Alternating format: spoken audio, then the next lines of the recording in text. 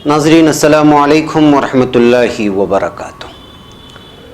सीधी बात के ताज़ा तरीन प्राइम टाइम में आप लोगों का इस्तकबाल है। मैं अंसार अज़ीज़ नदवी आज आप लोगों के सामने कुछ और अहम तरीन ख़बरें और उसकी तफसीलात लेकर के आप लोगों की खिदमत में हाजिर हूँ। एक तो आसाम जहाँ पे फ़िरक़ा वाराना फ़सादात कल बाद नमाज जुमा फूट पड़े थे, और फिर कल रामनगर में माजूर पोलियो के मरीज़ मज़लूम सैयद तौसीफ़ को पुलिस की जानिब से जुल्म व तशद्दुद किए जाने पर SDPI ने पुरज़ोर एहतजाजी मुतालबा किया है और सैयद तौसीफ़ को शिफा अस्पताल वगैरह में लाया गया है। इसके अलावा भी कुछ ख़बरें हैं, उसकी सारी तफसीलात मैं आप लोगों की खिदमत में पेश करते हुए तबसरा करूँगा। इससे पहले मैं आप लोगों से दरख्वास्त कर लूँ कि जो लोग हमारे चैनल को सब्सक्राइब नहीं किए हैं वो ज़रूर कर लें, और वाइबर में अगर हमारी लिंक चाहते हैं आप ग्रुप में ऐड होना तो जो नंबरात दिए गए थे उन नंबरों पर आप वाइबर अपलोड करने के बाद अपना नाम पता वगैरह लिख करके भेजें। और दूसरी बात यह है कि हमारी वीडियोस को दूसरों तक पहुंचाने में हमारी मदद करें। नाज़रीन, ये जो मेरे पीछे एक वीडियो बदल रही है, इस नौजवान को देखें। हमारी सीधी बात की टीम ने, ये मज़लूम सैयद तौसीफ़ हैं जो पोलियो के माजूर हैं। इन पर बेदर्दी से 2 दिन कबल जो है पुलिस ने इनकी पिटाई की थी, चोरी का इल्ज़ाम लगा करके या फिर पुलिस से छुपने का इल्ज़ाम लगा करके रामनगरम में। इसकी सारी तफसीलात हमने 2 दिन पहले पेश की थी। अब इसको शिफा अस्पताल में लाया गया है बेंगलुरु के, और ICU में यहाँ पर ये इस वक्त ज़ेर इलाज है। सीधी बात की टीम ने इनसे मुलाकात करके उनके साथ जो जुल्म सितम हुआ है उसके बारे में जानने की कोशिश की है। आइए देखते हैं कि वो अपनी बर्बरियत जो इन पर हुई है उसकी क्या दास्तान सुना रहे हैं। besok kuliah kami uang saya dah bawa wan beneran bawa besok dengan hari kerja master सामने जाकर मैं besok करया थोड़े से आको यहाँ मुझे यहाँ पूरा मारा नहीं, यहाँ मारी चाटे में भी मारा नहीं, हाथ के ऊपर भी मारा नहीं, ये हाथ को बड़ा मोटा और हाथ मेरा मारी सब पूरा कट्टा हो गया, उठने नहीं हो रहा है। और कहाँ मारे आपको? यहाँ पीछे पूरा मारा है, उठने नहीं हो रहा है जी। गैंग ने मारा नहीं, हाथ में चाटे में मार कुछ हो रही पाँव से, हाथ को भी मारी, ये वाला उठने नहीं हो रहा है। हाथ में मार पेशाब पे कितने पुलिस वाले थे? पुलिस 3 जने पुलिस वाले थे, 3 जने। क्यों मारे, क्या वजह? क्या वजह नहीं, मैं पेशाब की जा होता है देव को मारा सब। मैं क्या कोया डंबो च मारी मोरे तुम मारी मुझे तेरे को मारी कई को मार रहे हो, कुछ नहीं डंबो और मार रहे हो, बहुत ज़्यादा मारी। क्या वास्ता मार कौन तुमने बोली से यहाँ कौन बोल ना जमीन दिया तुमने जो वो बोल सुनी यहाँ पूरा मारी बाद में सामने कौन मारते को मारी कोई नहीं सबको।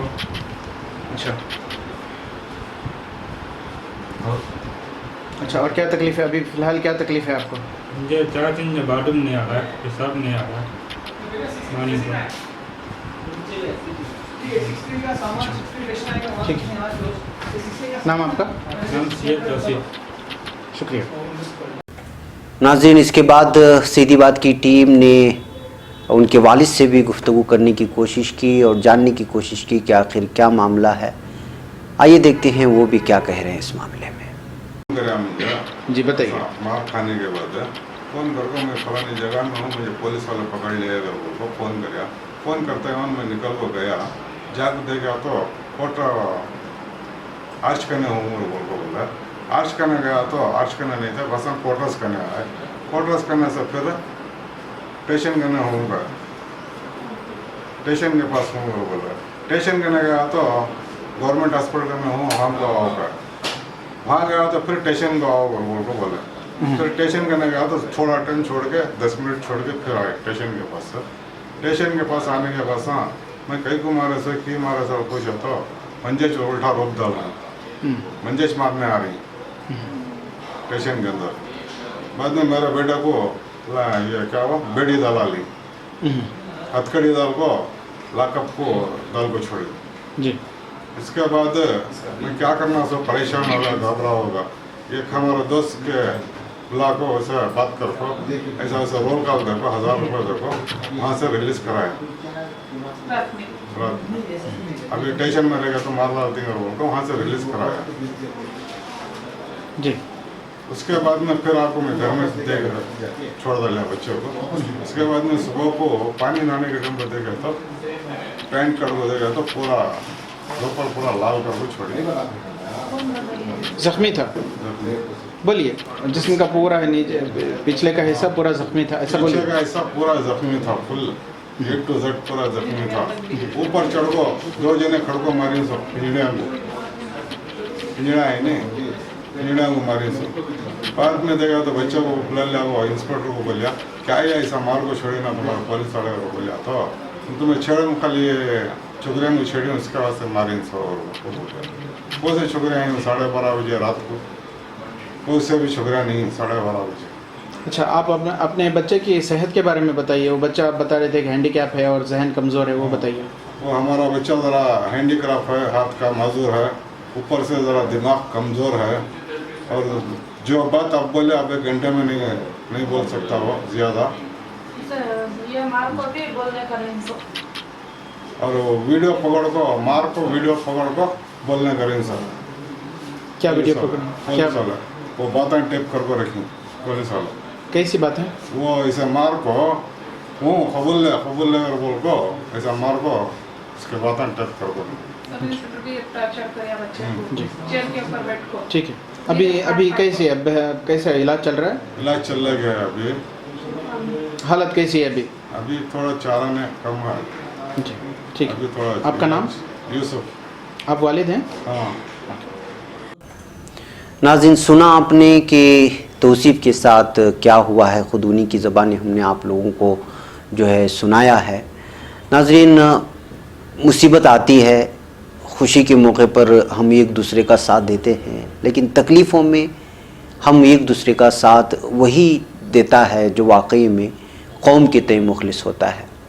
आमतौर पर हम देखते हैं कि इंतखाबात के मौके पर मैं बिला झिझक और बग़ैर किसी जो है डर और खौफ के कहूँगा कि हमारे कौम के सरबराह लोग मखसूस पार्टियों का दामन थामे कॉर्नर मीटिंगें करना शुरू कर देते हैं और फिर उसके बाद जो है ये इशारा करने लगते हैं कि भाई इत्तेहाद का दामन हमको नहीं छोड़ना चाहिए, फ़िरक़ावारियत को शह देने वाली टीम आ जाएगी, पार्टी आ जाएगी और फिर इशारे में कहने लगते हैं कि फ़लाँ पार्टी को चुन करके लाओ, फ़लाँ पार्टी को चुन करके लाओ।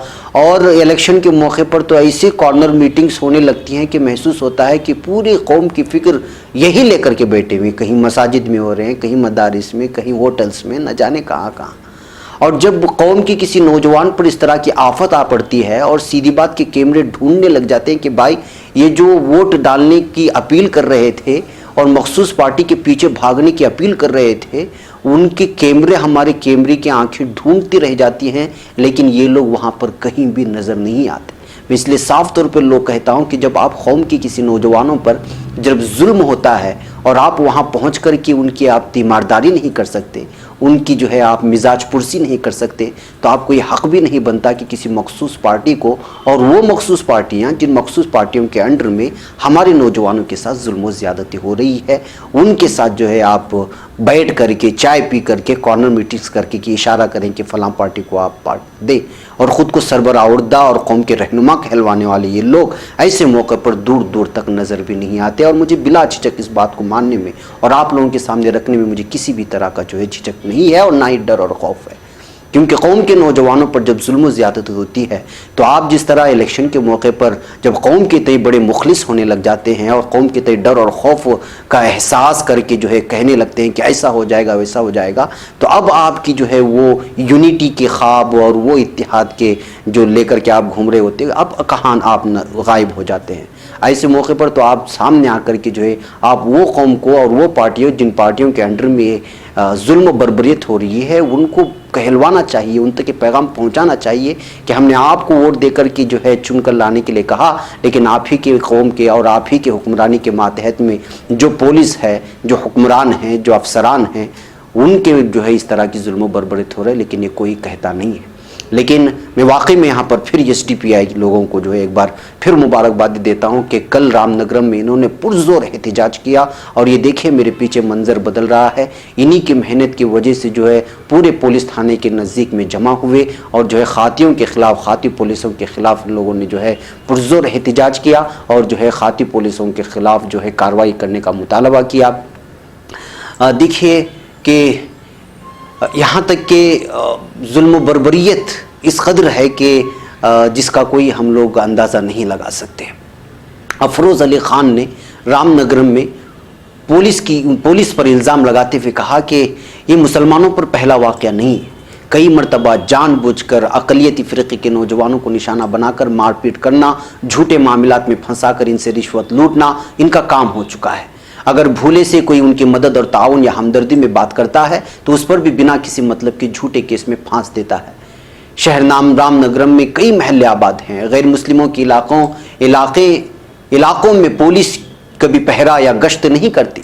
सिर्फ और सिर्फ मुसलमानों के इलाकों में नाकों और सर्कलों में बैठकर रात देर गए अक़लियती फ़िरक़े के लोगों को तकलीफ देते हैं।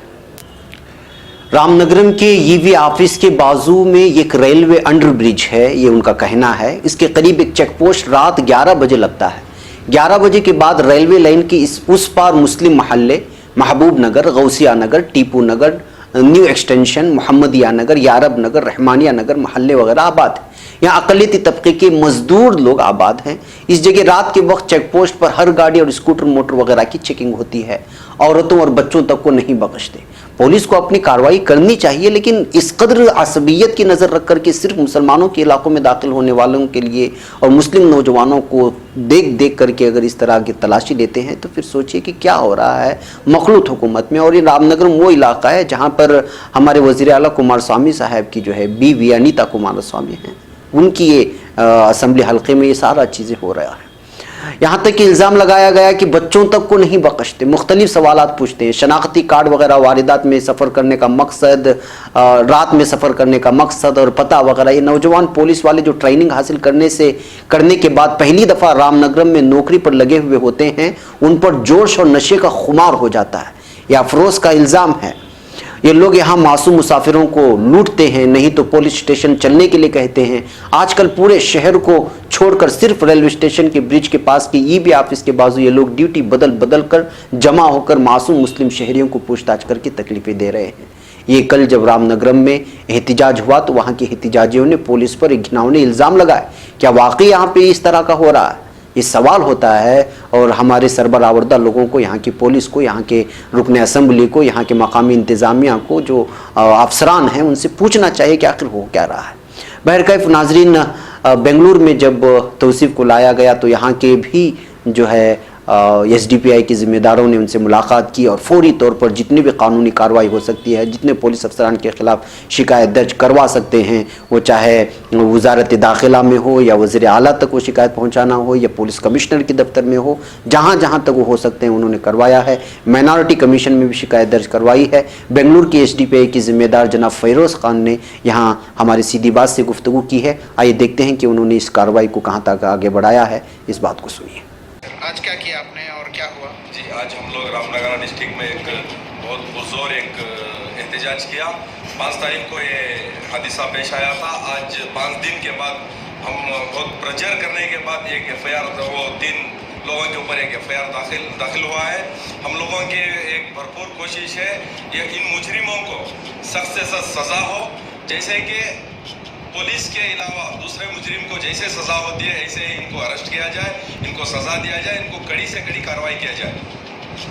जी ज़रूर, हम लोग माइनॉरिटी कमीशन को भी शिकायत देने वाले हैं, माइनॉरिटी मिनिस्टर से भी शिकायत करने वाले हैं। और एक बात यहाँ हम लोग देखने की है, ये रामनगर शहर जो है हमारे वज़ीर आला कुमारस्वामी की, उनकी खुद की बीवी का एक कॉन्स्टिट्यूंसी होते हुए आज तक वो लोग कोई भी आकर नहीं देखे उस लड़के को क्या हुआ बोल के। हम लोग देख सकते हैं पुलिस का कितना अट्रॉसिटी हो रहा है, ये कितना लॉ एंड ऑर्डर मेंटेन करने में फेलोर हो रही है पुलिस।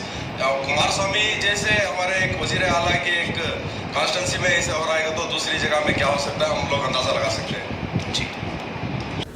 बहरकैफ नाजरीन, सैयद तौसीफ का ताल्लुक़ बड़े गरीब घराने से है और एक पंचर की दुकान है। रमज़ान का महीना गुजर रहा है। शुरुआत में हमें इत्तला मिली थी कि जो है उनके इलाज के लिए भी उनके पास कोई रुपये पैसे नहीं हैं। हमें शिफा अस्पताल से उम्मीद है कि यहाँ पर अक्सर गरीबों की जो है इमदाद की जाती है। इसके अलावा भी अगर आप लोगों की जानिब से अगर कुछ मदद हो सके तो तौसीफ और उनके अहल ख़ानदान को रमज़ान के महीने में ज़रूर करें।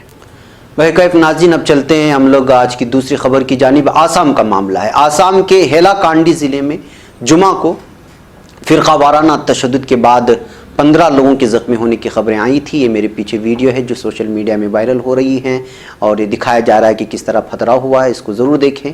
जिनमें से एक की मौत हो गई है। जो लोग 15 लोगों के ज़ख्मी होने की खबर आई थी उसमें नमाज जुमा के वक्त हुए इस तशद्दुद के बाद एहतियाती तौर पर पूरे इलाके में कर्फ्यू नाफिज कर दिया गया है, जो कि अब भी जारी है। मीडिया ज़राए के मुताबिक कर्फ्यू 12 मई की शाम 7 बजे तक के लिए लगाया गया है और अगर हालात बेहतर नहीं हुए तो कर्फ्यू की मुद्दत में इजाफा किया जा सकता है। तशद्दुद के दौरान न सिर्फ पथराव हुए बल्कि बड़ी तादाद में गाड़ियों को भी नजर आतिश किया गया।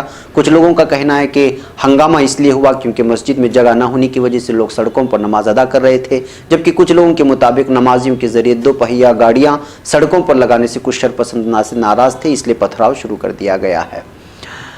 हैलाकांडी से मौसूल हो रही ताज़ा तरीन खबरों के मुताबिक इलाके में हालात अभी इंतहाई कशीदा हैं। ऑल इंडिया रेडियो के ट्विटर हैंडल से एक पोस्ट किया गया है जिसके मुताबिक बार्क इलाके में इंटरनेट खिदमात बंद कर दिए गए हैं। ये कदम इसलिए उठाया गया है ताकि तशद्दुद को मज़ीद फ़रोग़ ना मिले। इस दरमियान हैलाकांडी की डिप्टी कमिश्नर कीर्ति झिल्ली ने लोगों से अपील की है कि वो किसी भी तरह की छोटी खबर या अफवाह ना फैलाएं क्योंकि इससे हालात पर बुरा असर पड़ सकता है। कर्फ्यू के दौरान उन्होंने लोगों से घरों में रहने की अपील भी की है। डिप्टी कमिश्नर कीर्ति झिल्ली का एक वीडियो भी सोशल मीडिया पर वायरल हो रहा है जिसमें वो लोगों से अपील करती हुई नजर आ रही हैं कि वो कोई भी ऐसा कदम ना उठाएं जिससे हालात ख़राब हों, क्योंकि सिर्फ 2 और 3 समाज दुश्मन अनासिर ने माहौल को ख़राब करने की कोशिश की थी और उनके खिलाफ ज़रूरी कार्रवाई की जाएगी। उन्होंने ये भी बताया कि सिक्योरिटी फोर्सेस को जगह जगह तैनात कर दिया गया है और इस वक्त हालात काबू में हैं। इस दरमियान खबरें ये भी मौसूल हो रही हैं कि मकामी इंतजामिया ने फ़ौज को बुलाने की भी बात कही है ताकि हालात मज़ीद ख़राब ना हों। ज़िला इंतजामिया का कहना है कि इस वक्त हालात काबू में ज़रूर हैं लेकिन शहर में कशीदगी देखने को मिल रही है। पूरे मामले की जांच के लिए हुकूमत आसाम में एडिशनल चीफ सेक्रेटरी राजीव बोरा को जिम्मेदारी दी गई है और उनसे कहा गया कि अपनी रिपोर्ट वो जल्द पेश करें। वाज़ेह है कि आसाम के हैलाकांडी में यह तशद्दुद उस वक्त पैदा हुआ जब नमाज जुमा के लिए लोग शहर के कालीबाड़ी इलाके की एक मस्जिद में जमा हो रहे थे।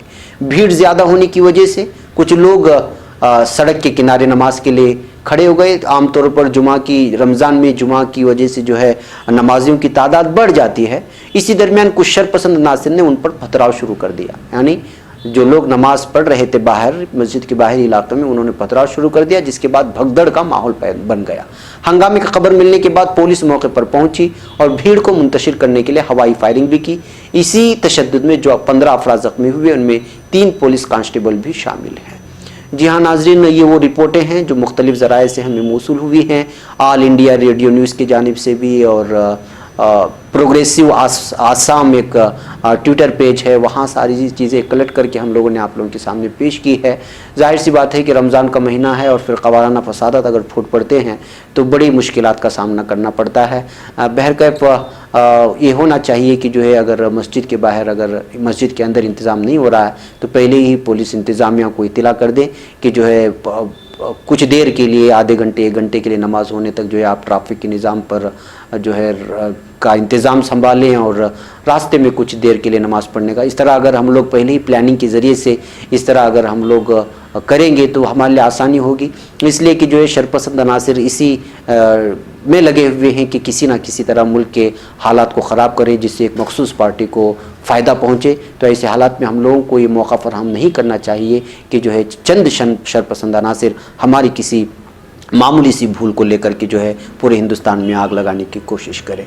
जी हाँ नाज़रीन, एक आम शहरी और एक पुरअमन शहरी होने के नाते हमारी ज़िंदगी हमारी ज़िम्मेदारी बनती है कि हम क़वानीन की जो है क़वानीन को पूरा करें जो हमें दिया गया है आइन में।